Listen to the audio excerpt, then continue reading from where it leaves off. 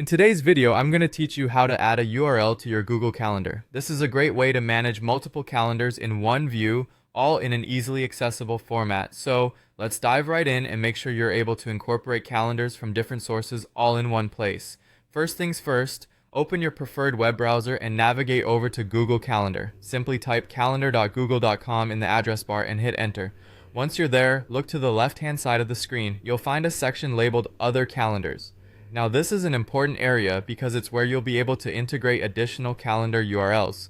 Here you'll see a small plus sign right next to Other Calendars. Go ahead and click on that plus sign. It opens up a drop-down menu with several options. From those options, you'll want to choose From URL. Now this is where you'll need the URL of the calendar you want to add.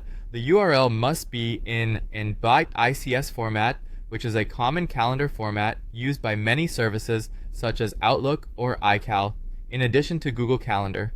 If you're switching over from another calendar or simply want to view an external calendar alongside your Google Calendar, make sure you've copied the correct .ics link. Once you've got that URL, paste it into the provided field in the From URL pop-up window. With the URL in place, check it over to ensure no typos have sneaked in.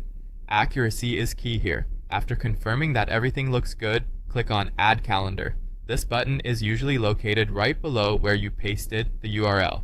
Upon clicking, Google Calendar will do its thing and integrate the new calendar into your list of calendars. If all goes smoothly, you should now see this newly included calendar appear under the Other Calendars section. You might have to scroll down a bit if you have numerous calendars, but it will be there. Voila, you've just mastered adding a URL to your Google Calendar.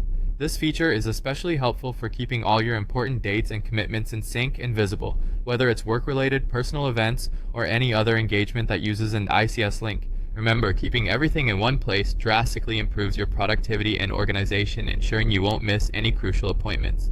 Thanks for watching this step-by-step guide.